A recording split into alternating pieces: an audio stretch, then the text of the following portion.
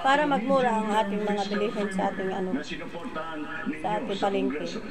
Paigtingin natin yung yung mga purpose dati na ating gibigyan ng pera. Atin kabundukan man o kasitihan man, atin itong kukunin silang lahat. Sa halimbawa, sa New Visayas, 20 ka purpose. Ang 20 ka purpose na yan, magbuhayan sila ng baboy. Kung ano yung bubuhayin nila, baboy ba o baka, basta kung ano yung pwedeng gusto nilang buhayin sa ano nila, sa barangay nila.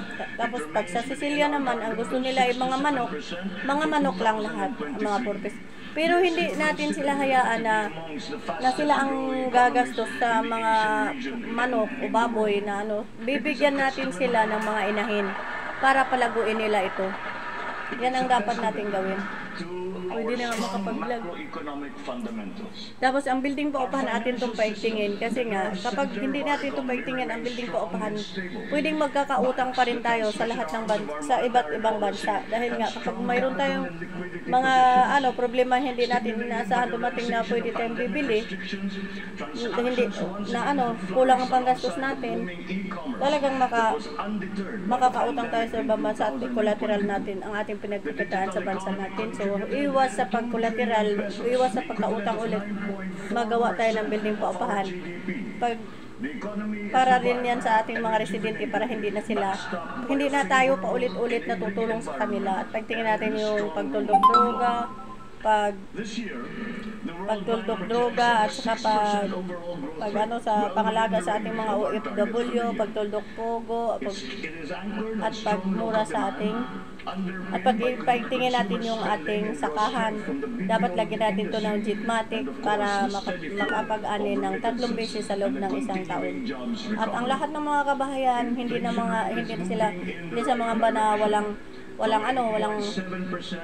liwanag kasi nga ang solar, pagtingin natin yan, bundok man, islaman o kasitihan, hindi na mga bana mag-burn out dahil nga may solar naman tayong pinaigting.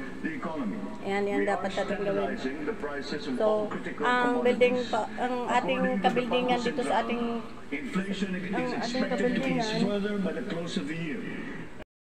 kabildingan dito sa ating bansa na nagtataasan, hindi lang dito sa bansa natin kundi sa iba't ibang bansa, dapat atin itong paigtingin. Ipasara natin ang mga bubulwak na tubig sa ating kabildingan para ang sukat ng ating karagatan tamang sukat ito para hindi mag-alboroto ang vulkan, iwas COVID. Okay?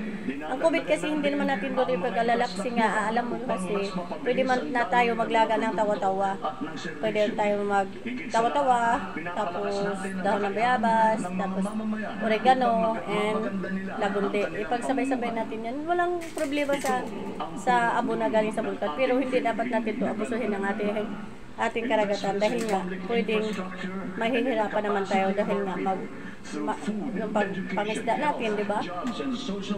So, yan ang dapat natin gawin.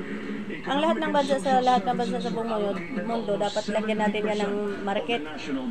Dahil ang 4 na bansa na ating nakikitang nagira-gira, wala naman tayo napupulot na magandang wala na may kayusan, hindi naman sila umaasinso dahil sa kanilang gira-gira, katulad ng Marawi na gira-gira dahil napabayaan, di ba? Maglagay na lang tayo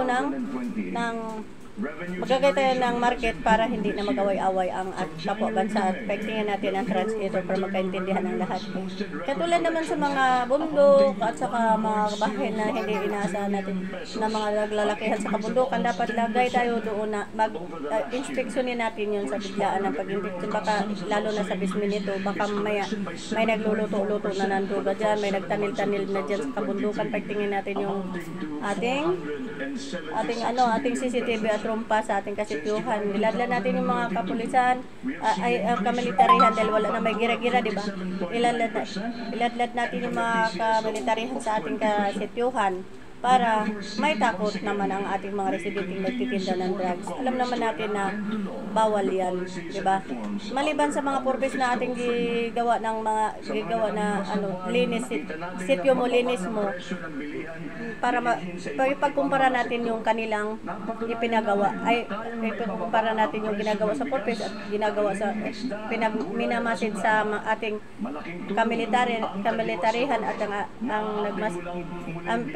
ang masid sa ating mga investigador. Ipagkumpara natin yan. Ang ating mga residente, ang ating mga negosyante, ang ating mga opisina, ang mga opisinahan natin, dapat atin yang isinsos 2 beses sa loob ng isang taon para malalaman natin kung ano yung may permit, yung ano yung walang permit na mga kung ano yung faking permit na mga ahensya, para mahuli natin ang lahat illegal, di ba? Wala nang illegal. So,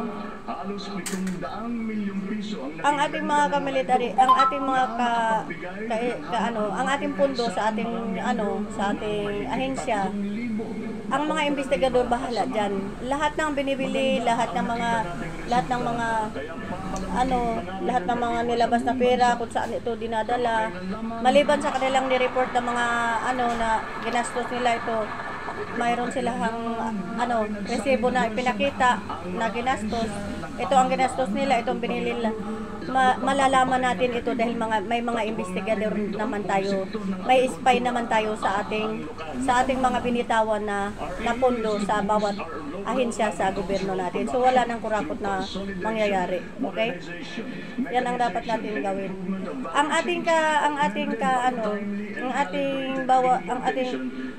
Ang ating kasitihan dapat maghukay ito ng 15 feet ang lalim, tapos 10 lupa ang lawak doon sila magtapon ng basura. Tapos lagyan natin ito, yung parang ulingan, nakakatulo yung tubig sa ilalim tapos pakuluin ito, disinfect para pagdating doon sa kasapaan,